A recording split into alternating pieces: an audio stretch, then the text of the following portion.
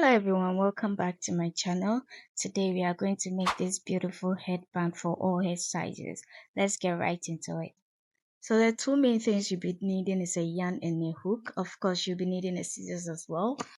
So you're going to make chains that will go all around your head.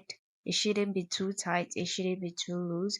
It should be just right for you to feel comfortable wearing it. So I made about 40 chains. Depending on the size of your head, you can make more or less of the chains. So when you get to the end of your chain, you chain one, then you make a single crochet in your last chain. So we are going to make single crochets in each chain space.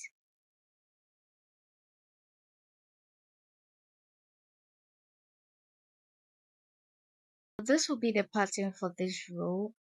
You could go all the way in each chain space until you get to the end. I'll meet you there. This is how your work should be looking when you are done with your row. So the next thing we are going to do is chain one. Then in the first chain space, you are going to make a single crochet in it. So this time we are going to only take the back loops. As you can see, I'm making single crochets on only the back loops. This is how the pattern will be for this row. I'll meet you at the end.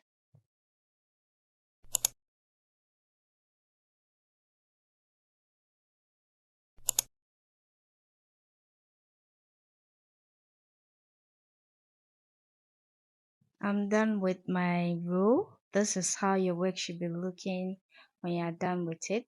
So this is how the pattern is going to be in every chain space. So you are going to go through our back loops till you get to the end. And when you get to the end, you chain one, you turn your work, you go to the back loops until you get to the size that you want. So I'm on my last row. This is how my work is looking now. As usual, we are going through the back loops in each chain space. So I doubled my yarn. Depending on how thick your yarn is, determines whether you should double it or just keep working with the one yarn. But I doubled it because it was quite thin for me and I needed my headband to be thick.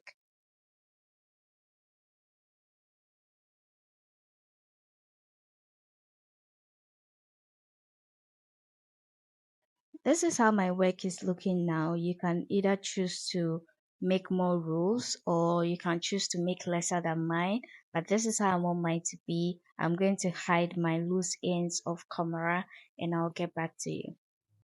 So the next thing you should do is input a bit of your yarn into your crochet needle. Input like 4 to 5 inches. Yes, we are going to use it to make our design.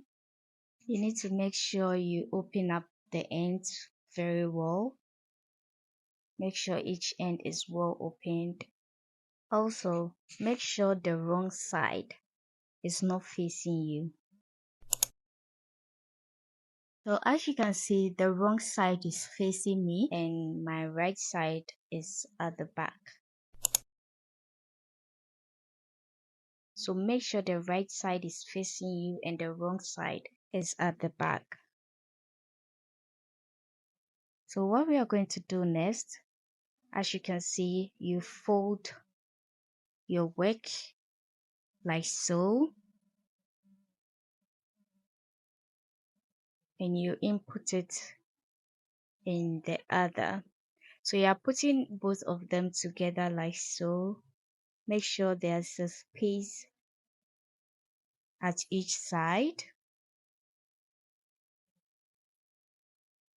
So the first thing you do is take your hook, your needle, and insert it through. Make sure it's in every part of your work.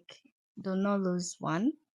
So you go in like so and go in the same way.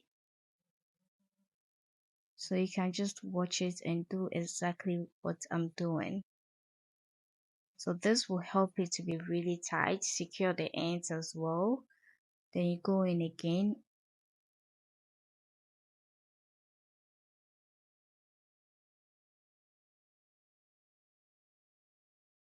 We are going to do this all the way to the left side.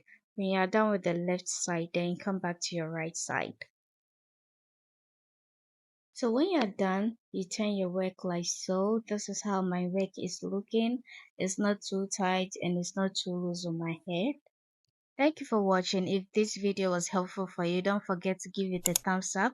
If you are new here, don't forget to subscribe. I'll see you in the next video.